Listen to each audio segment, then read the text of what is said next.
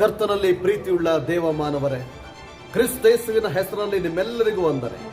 ನಜರೇತನ ಯೇಸು ಕ್ರಿಸ್ತನ ಅಧಿಕಾರವುಳ್ಳ ನಾಮದಲ್ಲಿ ಬೆಳಕಿನ ಕುರಿತಾಗಿ ನಾನು ನಿಮ್ಮ ಸಂಗಡ 2 ವಿಚಾರಗಳನ್ನು ಮಾತಾಡ್ತೇನೆ.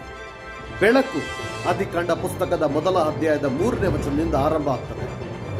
ದೇವರು ಬೆಳಕಾಗಲಿ ಅನ್ನಲು ಲೋಕವೆಲ್ಲ ಬೆಳಕಾಯಿತು.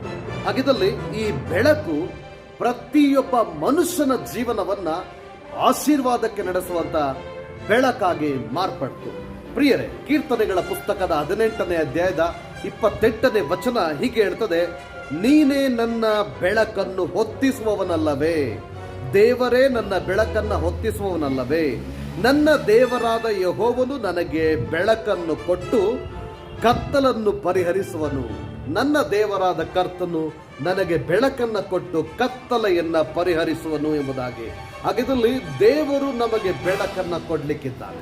ಆತನ ತೇಜೋಮಯವಾದ ಬೆಳಕಿನಲ್ಲಿ ಬದುಕುವ ಸೌಭಾಗ್ಯ ನಮಗೆ ಸಿಕ್ಕರೆ ನಮಗೆ ಅಜ್ಞಾನ ಹೊರಟೋಗ್ತದೆ, ಅಜ್ಞಾನ ಎಂಬ ಕತ್ತಲೆ ಹೊರಟೋಗ್ತದೆ, ನಮ್ಮ ಜೀವಿತದ ಅಜ್ಞಾನದ ಜೀವಿತ ಹೊರಟೋಗ್ತದೆ.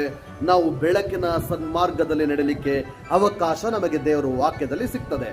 ದೇವರ ವಾಕ್ಯ ಕೀರ್ತನೆಗಳ ಪುಸ್ತಕ 27ನೇ ಅಧ್ಯಾಯದಲ್ಲಿ 1ನೇ ವಚನದಲ್ಲಿ ಹೇಳ್ತದೆ, ಯೆಹೋವನು ನನಗೆ ಬೆಳಕು ರಕ್ಷಕನೂ ಆಗಿದ್ದಾನೆ. ಯೆಹೋವನು ನನಗೆ ಬೆಳಕು ರಕ್ಷಕನೂ ಆಗಿದ್ದಾನೆ. ನಾನು ಯಾರಿಗೆ ಭಯಪಟ್ಟೇನು? ನಾನು ಯಾರಿಗೆ ಭಯಪಡ್ತೇನೆ? ನನಗೆ ದೇವರೇ ಬೆಳಕಾಗಿರುವಾಗ, ದೇವರೇ ನನ್ನ ಜ್ಞಾನೋದಯವಾಗಿರುವಾಗ, ದೇವರೇ ನನ್ನ ಬಹು ಪಾಲು ಆಗಿರ್ಬೇಕಾದ್ರೆ ನಾನು ಯಾರಿಗೆ ಭಯಪಡ್ತೇನೆ ಎಂಬುದಾಗಿ ಕೀರ್ತನೆಗಾರನ ಹೇಳ್ತಾನೆ. ಅದೇ ಕೀರ್ತನೆಗಾರ 36ನೇ ಅಧ್ಯಾಯದಲ್ಲಿ 9ನೇ ವಚನದಲ್ಲಿ ಹೇಳ್ತಾನೆ, ನಿನ್ನ ಬಳಿ ಜೀವದ ಬುಗ್ಗೆ ಉಂಟಲ್ಲ, ನಿನ್ನ ಬಳಿ ಜೀವದ ಬುಗ್ಗೆ ಉಂಟಲ್ಲ, ನಿನ್ನ ತೇಜಸ್ಸು ನನಗೆ ಬೆಳಕು ಕೊಡುತ್ತದೆ, ನಿನ್ನ ತೇಜಸ್ಸು ನನಗೆ ಬೆಳಕನ್ನ ಕೊಡುತ್ತದೆ.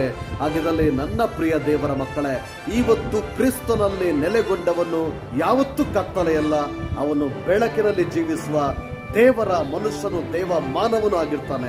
ಹಾಗಿದ್ದಲ್ಲಿ ಇಂದು ನಾವು ಬೆಳಕಿನಲ್ಲಿ ಜೀವಿಸುವ ಹಾಗೆ ನಮ್ಮ ತನು ಮನ ಧನಗಳನ್ನ ದೇವರ ಆತ್ಮನ, ದೇವರ ವಾಕ್ಯದ, ದೇವರ ಚಿತ್ತದ ಎಡೆಗೆ ನಡೆಸಿಕೊಂಡು ಹೋಗುವುದಕ್ಕೆ ನಾವು ಪ್ರಯತ್ನಿಸೋಣ. ಹಸತೋಮ ಸದ್ಗಮಯ, ತಮಸೋಮ ಜ್ಯೋತಿರ್ಗಮಯ, ಮೃತ್ಯೋಮ ಅಮೃತಗಮಯ ಎಂಬ ಅಮೂಲ್ಯವಾದ ಪದದಲ್ಲಿ ಇದು ಹೇಳ್ತದೆ, ಮಧ್ಯದಲ್ಲಿ ಹೇಳ್ತದೆ ತಮಸ್ತೋಮ ಜ್ಯೋತಿರ್ಗಮಯ. ತಮೋ ಅಂದ್ರೆ ನಾನತ್ವ ಎಂಬ ಗುಣದಿಂದ, ಜ್ಯೋತಿರ್ಗಮಯ ಅಂದ್ರೆ ಬೆಳಕಿಗೆ ತರುವವನು ಎಂಬುದಾಗಿ. ನಾನು ಎಂಬ ಕತ್ತಲೆಯಿಂದ ಜ್ಯೋತಿರ್ಗಮಯ ಅಂದ್ರೆ ಬೆಳಕಿಗೆ ತರುವವನು, ಎಲ್ಲರನ್ನು ಪ್ರೀತಿಸುವ ಮನೋಭಾವನೆ ಉಳ್ಳವನಾಗುವನು. ಆ ಬೆಳಕೆ ನಮ್ಮ ಜೀವಿತದಲ್ಲಿ ಇವತ್ತು ಪ್ರತಿಯೊಬ್ಬ ಮನುಷ್ಯನಲ್ಲಿ ಕಾರ್ಯ ಮಾಡೋದಾದ್ರೆ ನಾವು ನಮ್ಮೆಲ್ಲರನ್ನ, ನಮ್ಮ ಎಲ್ಲ ಜನರನ್ನ ನಿರಂತರವಾಗಿ ಪ್ರೀತಿಸುತ್ತೇವೆ. ಹಾಗಿದ್ದಲ್ಲಿ ಪ್ರಿಯರೇ, ಕ್ರಿಸ್ತನೇ ಬೆಳಕು. ಯೇಸು ತಾನೇ ಹೇಳಿದ್ದು, ನಾನೇ ಲೋಕಕ್ಕೆ ಬೆಳಕು ಆಗಿದ್ದೇನೆ ಎಂಬುದಾಗಿ. ಹಾಗಿದ್ದರೆ ಇಂಥ ಪವಿತ್ರ ಬೆಳಕಿನ ಜೊತೆಯಲ್ಲಿ ನಾವು ಬದುಕೋಣ.